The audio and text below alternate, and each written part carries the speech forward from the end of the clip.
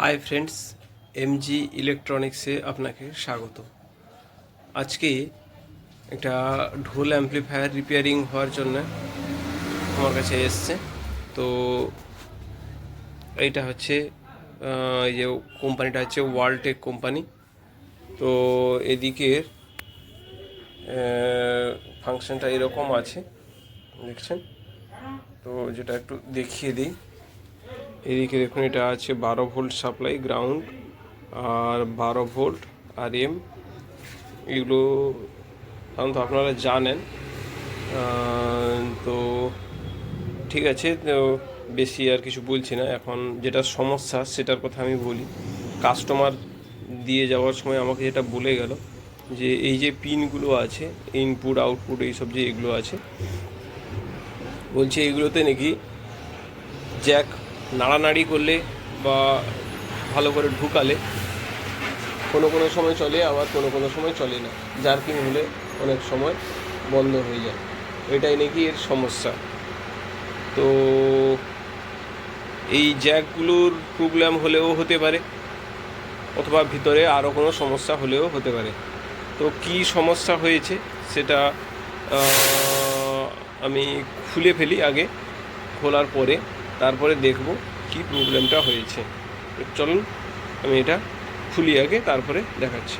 তো দেখুন, আমি মেশিনটা তো খুলে ফেলেছি, স্ক্রুগুলো খুলে আমি মেশিনটা বের করে ফেলেছি, এর যে কিটটা ছিল। কিন্তু একটা জিনিস দেখাই, এটা এতদিনের পুরানো একটা অ্যাম্পলিফায়ার ছিল যে এর একটাও স্ক্রু খুললো না, সবগুলো স্ক্রু ভিতরে কেটে থেকে গেল, শুধু মাথাগুলো বেরিয়েছে। এই যে আমি দেখাচ্ছি, দেখুন দেখুন, এতগুলো স্ক্রু, কারোর একটাও স্ক্রু নেই, কোনো প্যাঁচ নেই, শুধু মাথাগুলো বেরিয়ে এসছে। এই যে কেটে সব বেরিয়ে এসছে, আর বাকি এইখানটায় থেকে গেছে। তো যাই হোক, এটাকে আবার কিভাবে বের করা যায় সেটা দেখি। কিন্তু আসল যে সমস্যাটা সেইটা আমাদেরকে আগে দেখতে হবে।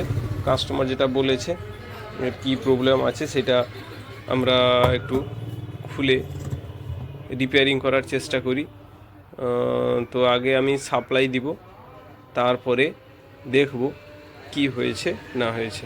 ওকে, ঠিক আছে, আমি তাহলে সাপ্লাইটা দিই। আমার কাছে একটা 5 অ্যাম্পিয়ারের 12 ভোল্ট ট্রান্সফর্মার আছে, সেইটা থেকে আমি এটাতে সাপ্লাইটা দিব। যেটা ইনপুটটা এই দিকে আছে, দেখতে পেয়েছেন, এটা এই দিকে এটা ইনপুট আছে। তার মানে এইখান থেকে ইনপুটটা সোজা যদি ধরা যায়, এইখানটা এই ইনপুট, তার মানে এই দুটোতে ইন হয়েছে, সাউন্ডটা এই দুটোতে ইন হয়েছে, এই দুটোতে ইন হয়ে দুটো লাইন এসছে, এইখানটা একটা, এইখানে একটা, এই দুটোতে এসছে। এবারে সার্কিটটা কি আছে সেটা খুললে বোঝাবে। এখানের সঙ্গে এর একটা রেজিস্ট্যান্স দেওয়া আছে, ইন আর আউটের একটা রেজিস্ট্যান্স দেওয়া আছে। আর এইখানে এই দুটো ভালো করে দেখাই, সার্কিটের ডিজাইনটা মনে হয় এইভাবেই আছে। এই যে এই দুটোতে ইন আছে, তারপরে এটা চলে এসছে এইখানটায়, এইখানে একটা বোধহয় সম্ভবত রেজিস্ট্যান্স বা পিএফ কিছু একটা দেওয়া আছে, দিয়ে আউট হয়েছে। আবার এই লাইনটা এসেও এইখানটায় পৌঁছেছে, এটার এইখান থেকে এইখানেও একটা রেজিস্ট্যান্স বা পিএফ যাই কিছু একটা দেওয়া আছে। আর এদিকে এসে এইটার এইখান থেকে আর এটার এইখান থেকে, এই দুটো থেকেও কোনো রেজিস্ট্যান্স বা পিএফ দেওয়া আছে। তারপরে এটা এইখানে এসছে, এই লাইনটা এইখানে, এটা হয়তো শর্টিং করা আছে, দিয়ে এইখান থেকে আউট হয়েছে, এটা এইখান থেকে আউট হয়ে বেরিয়ে গেছে। আর এটা গ্রাউন্ডের লাইন, এই যে এটা গ্রাউন্ডের লাইন, দেখতে পেয়েছেন। এই হচ্ছে সিস্টেম, এইখান থেকে বেরিয়ে গেছে লাইনটা নিচে। তো ঠিক আছে, যাই হোক, সমস্যাটা যদি এইখানটায় হয় এটাও দেখব। তো কি আছে সেটা আমরা দেখব। আমি 5 ভোল্ট সাপ্লাইটা দিব। আচ্ছা, এইখানটায় আগে স্ক্রুগুলো খুলে ফেলি। এই স্ক্রুটা খুলে আমি একটু দেখি যে এইখানটায় এর ভিতরে কোনো অসুবিধা আছে কি না। এইখানে এই স্ক্রুটাও খুলে একটু দেখি এর ভিতরে কি হয়েছে।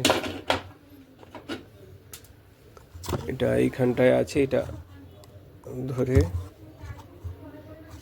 সামনের দিকে স্ক্রু আছে সম্ভবত, হ্যাঁ সামনের দিকেও দুটো স্ক্রু আছে। তো এই সামনের দিকে এই দুটো স্ক্রু এই দুটো স্ক্রু খুলতে হবে।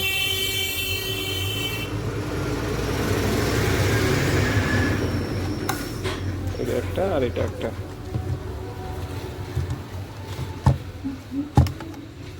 আমি খুলি আগে, এক হাতে অসুবিধা হচ্ছে। হ্যাঁ, যেমনটা বলেছিলাম, দেখুন আমি খুলেছি। এই যে দেখুন, এখানে পিএফ তো নেই, শুধু রেজিস্ট্যান্সগুলো আছে দেখুন। তাহলে সিস্টেমটা আমাদের কি দাঁড়িয়েছে, এইখানে একটা রেজিস্ট্যান্স দেওয়া আছে এইখানে, আর এখানে একটা রেজিস্ট্যান্স দেওয়া আছে এইখানটায়। তার মানে এই দুটো ইনপুট হয়েছে, এইখানে রেজিস্ট্যান্স দিয়ে ইনপুট হয়েছে, আর সিগন্যালটা এইখানে একটা ক্যাপাসিটার দেওয়া আছে। এই যে দেখাচ্ছি বোর্ডটা উল্টিয়ে, এই যে দেখেছেন ক্যাপাসিটার দেওয়া আছে, ক্যাপাসিটার দিয়ে এটা আউট হয়েছে। এইখানে এই ক্যাপাসিটারটা দিয়ে সিগন্যালটা এই পর্যন্ত এসছে, এইখানটায় এসে এই সিগন্যালটা আউট হয়ে গেছে। এইটা হচ্ছে এর ব্যাপার। আর যেটা প্রবলেম, যে জ্যাকে ঢোকালে চলে না।